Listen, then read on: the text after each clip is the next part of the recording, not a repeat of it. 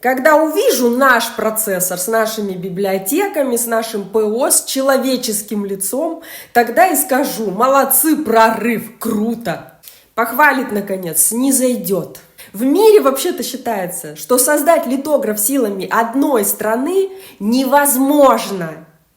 Понимаете, невозможно. То, что наши делают физики сейчас, инженеры, это mission impossible. Так что если мы к 30-му году, как заложено в планах государства, создадим литограф на 28 нанометров, это будет вот такой болт положить на весь этот мир. Причем это будут честные 28 нанометров, а не маркетинговые, как у Apple, Samsung. На самом деле в этих заявленных микрочипах нет ни одной детали на 2 нанометра. Расстояние между транзисторами от 40 до 50 нанометров, ширина транзистора от 10 до 12 нанометров. Вы знаете, кстати, что именно наши российские зеркала являются частью экосистемы ASML. ASML – это единственная компания, абсолютный монополист, которая печатает микрочипы для всего мира. Детали для их литографов приходят из десятков стран. Чтобы каждый литограф привезти в Голландию, нужно несколько боингов. Про зеркала вот вам расскажу. Россия на первом месте в мире, вообще впереди планеты всей, в изготовлении так называемых живых зеркал. Зеркала являются вогнутыми, потому что им нужно сфокусировать луч, которым рисуют на фоторезисте. Этот луч рисует в размерах 30-50 атомов, вот ширина луча. Мельчайшая вибрация, и этот луч начнет мазать картинку, то есть схема не получится.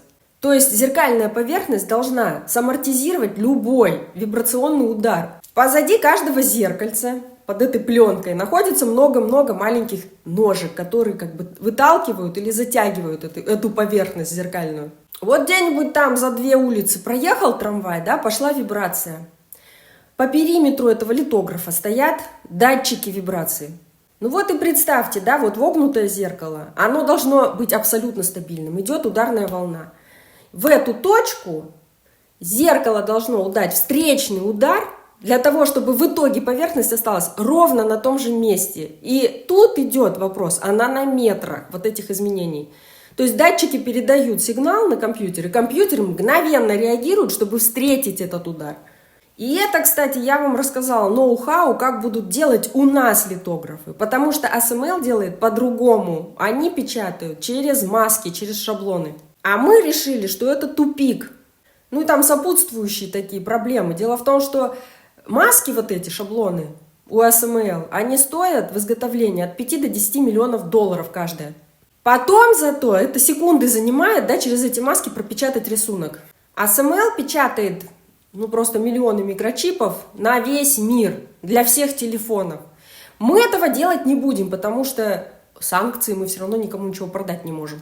То есть нам нужно было придумать способ делать, наоборот, на внутренний рынок, и тут нам нужно было не количество, а разнообразие. То есть нам же разные микрочипы нужны. То есть нам нужно было придумать способ делать так, чтобы вот эти рисунки схем можно было быстро менять. То есть мы будем рисовать сразу лучом света, не засвечивать через маски. Причем мы будем пользоваться другим светом. Они пользуются экстремальным ультрафиолетом, а мы будем делать рассеянное рентгеновское излучение. Ой, ну теперь давайте по порядку вообще про все эти литографы. Во-первых, трагедия наша. В 90-е годы, когда наша наука еле-еле выживала, Российской академии наук пришлось продавать наши зеркала, просто чтобы выжить. Мы продавали их американским лабораториям и немецкой Карл Zeiss. Вот этот Zeiss сейчас является абсолютным, единственным экспортером своих зеркал для SML. Ну вы представляете, вот эти объективы, которые сделаны исключительно на российских патентах, на наших изобретениях, сейчас стоят по 350 миллионов долларов. Еще один прокол нашего правительства. В 2010 году наши ученые создали уже литограф на 13,5 нанометров. Это были ребята из Нижнего Новгорода, и это был литограф такой же, как у ASML вот в то время. Но тогдашнее руководство отраслью решило, что быстрее и дешевле покупать готовое у ASML. Вот у нас все беды от этого, что дешевле было покупать. Короче говоря, мы им продали свои фундаментальные знания, без которых никакого ASML бы вообще в природе не было. Это просто вот вам для того, чтобы уважать, вы научились нашу науку. Но я думаю, мы выучили свои уроки, и теперь создание литографов – это задача номер 1 для государства. Я думаю, тут все уже выучили свои уроки, потому что недаром идет война за Тайвань между США и Китаем. Это потому что Тайвань – полигон для испытаний вот этих вот всех новых технологий для микрочипов. А мы только сейчас, как человечество, поняли, что микрочипы – это, не телефоны, это военка на самом деле. Не стоит нам унывать, я считаю, потому что все, мы начали это делать. К 2028 году мы точно сделаем уже литографы на 90-130 нанометров. Чтобы вы не думали, что это кирпичи, где мы, где 2 нанометра. 90% всей мировой электроники работает на 90-130 нанометров. Ну окей, может быть от 28 нанометров. Дело в том, что чем меньше микрочип, тем он более хрупкий. И поэтому он, наоборот, вот эти вот телефонные микрочипы, они не годятся для, например, транспорта, для военки, для космоса, а также для медицины. Они ненадежные.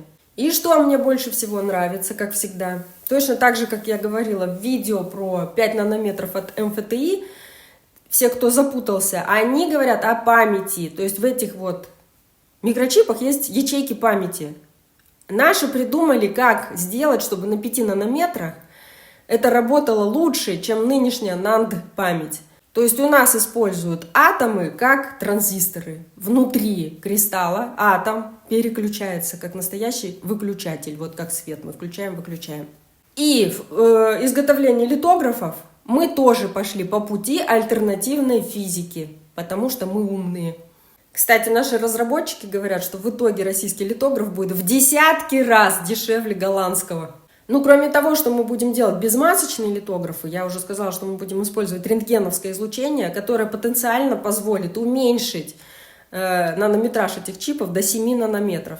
В общем, где мы сейчас находимся на нашем пути? В Нижнем Новгороде вот этот ИПФ РАН, который придумал все эти зеркала, работает над литографом вот этим супер-пупер крутым. А в Зеленограде на заводе Микрон работают над созданием литографа более приземленного, то есть от 90 до 130 нанометров. Если в Нижнем Новгороде все получится, то мы сразу же перескочим на размер 28-7 нанометров. Вы представляете, какой это прорыв? Единственная проблема, что нам нужна целая цепочка заводов, которые изготовляют что-то другое для этих литографов. Надеюсь, тут мы тоже преуспеем. Итак, давайте поговорим о том, почему же это так сложно сделать свой литограф.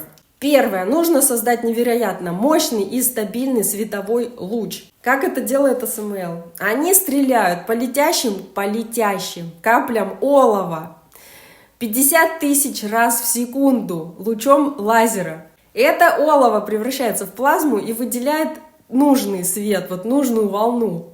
Второе. Линзы и зеркала. Зеркала должны быть такими гладкими, что если вы каждое зеркало увеличите до размеров Земли, допустимая неровность поверхности не должна превышать 1 миллиметра. Далее, у них под лучом движется такая подложка, на которой лежит блин кремниевый, да, и вот на этом блине рисуют много-много микрочипов. Так вот, эта платформа, она ускоряется сильнее, чем истребитель. Последнее поколение литографов, там ускорение 32G. Это значит, что подложка разгоняется от 0 до 100 км в час за 0,09 секунд. Это в 30 раз быстрее, чем болид Формулы-1. И при этом она должна остановиться под лучом света с точностью до нанометра. Поехали дальше. Как борются с тряской в аппаратах СМЛ? Литографы не стоят на обычном полу. Под каждый литограф отливают отдельный бетонный блок весом в сотни тонн. То есть этот фундамент, он даже с фундаментом всего завода никак не связан. Представляете, на нынешних заводах даже сотрудники ходят по специальным фальшполам, чтобы даже шаги не могли повлиять на тряску. Дальше еще интереснее. Внутри этого аппарата существует короб, в котором абсолютный вакуум. И самые важные части парят на магнитной подушке. Это как типа лифт работал в сериале «Разрабы». У них тоже сейсмографы стоят по периметру, которые улавливают малейшие вибрации, но только они не луч корректируют и не зеркала, они корректируют всю эту платформу. Опять же, по какому пути мы идем? Можно же не шаблоном пользоваться, да? Мы будем рисовать тоненьким лучом. В таком случае можно использовать математическую коррекцию, то есть электроника просто вычисляет, где находится заготовка сама, ну вот эта кремниевая пластина, и корректирует луч относительно нее. То есть если заготовка смещается, то луч прыгает за ней. Это как если бы лист бумаги трясся, но карандаш был бы привязан к ней системой наведения. У нас есть огромное наследие в системах наведения. Оказывается, мы годами и десятилетиями учились попадать с огромного расстояния белки в глаз. Теперь эти навыки можно использовать в микромире. Во-вторых, та самая адаптивная оптика. Мы это делали тоже десятилетиями для космоса. Ну, потому что атмосфера — это такой кипящий котел. А если телескопы стоят на Земле, а не в космосе, не на спутниках, то получается, что нужно вот эту толщу воздуха постоянно как-то преодолевать. И эти зеркала постоянно меняли форму для того, чтобы луч звезды оставался в фокусе. Ну и третье — это математика и софт. Это у нас вообще на самом высшем уровне. Если кто-то не в курсе, наши олимпиадники по физике и математике стабильно на первом месте на всех мировых олимпиадах. Например, по Европе мы на первом месте всегда. В мировых олимпиадах мы даже китайцев иногда обходим. Теперь в чем сложность именно нашего проекта, то, что касается рентгена? Дело в том, что рентген — это тебе необычный свет. Для него зеркало — это вообще пустое место, он его насквозь прошивает. То есть мы не можем обычными зеркалами сфокусировать луч.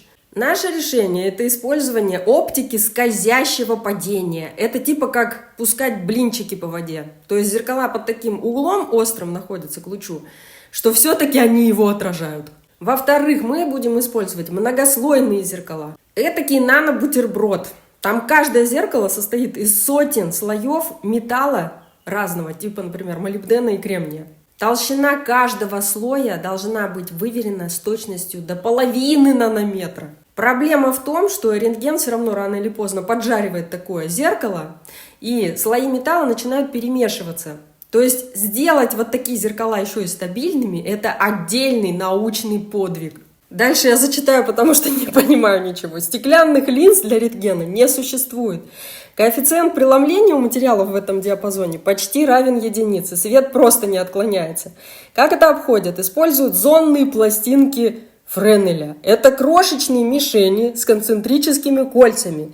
Или составные преломляющие линзы из алюминия или бериллия. Это требует ювелирной точности изготовления, которую сложно представить.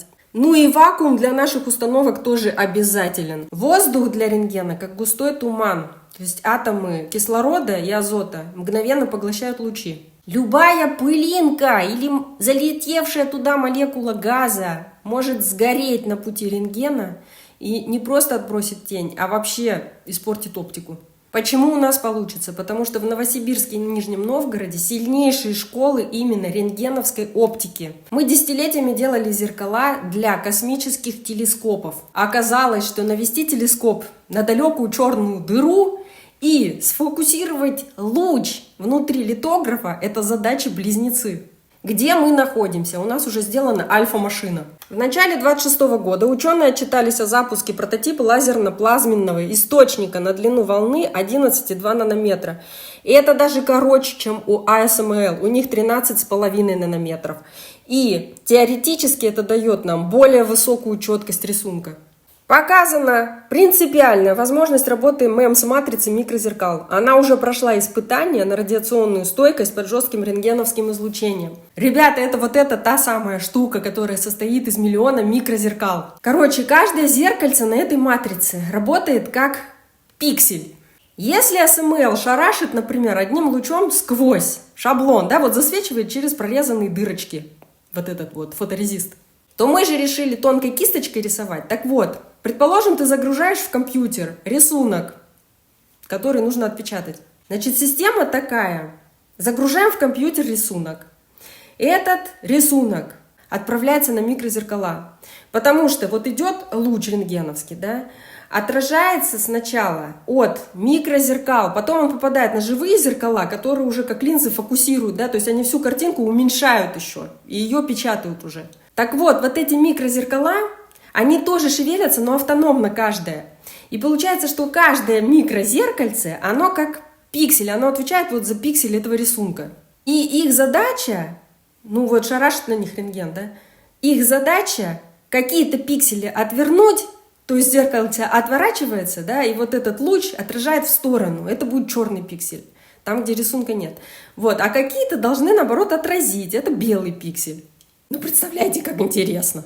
Так как мы говорили о памяти на 5 нанометров, вот интересно, будут ли у нас литографы на 5 нанометров? Основная затыка с литографами не в том, чтобы вот сделать оптику такую, а в том, что фоторезист должен быть с очень мелкой молекулярной структурой. Разработка такой химии идет параллельно уже в России, но эта задача не менее сложная, чем оптика. Кстати, прикол вот про этот маленький нанометраж, да, ну что я уже сказала, что 90% оптики работает на гораздо более больших нанометрах. Когда случился глобальный дефицит чипов в 2021 году, стали конвейеры автозаводов Mercedes и Toyota. И проблема была не в отсутствии чипов на 5 нанометров, а в нехватке копеечных контроллеров на 90 нанометров, которые делают в старых литографах. И именно поэтому Россия начала с создания литографа на 28-65 нанометров, для того, чтобы закрыть все базовые потребности страны. А не потому, что мы делаем смартфоны размером с кирпич. Ну, надеюсь, я научила вас хоть чуть-чуть родину любить.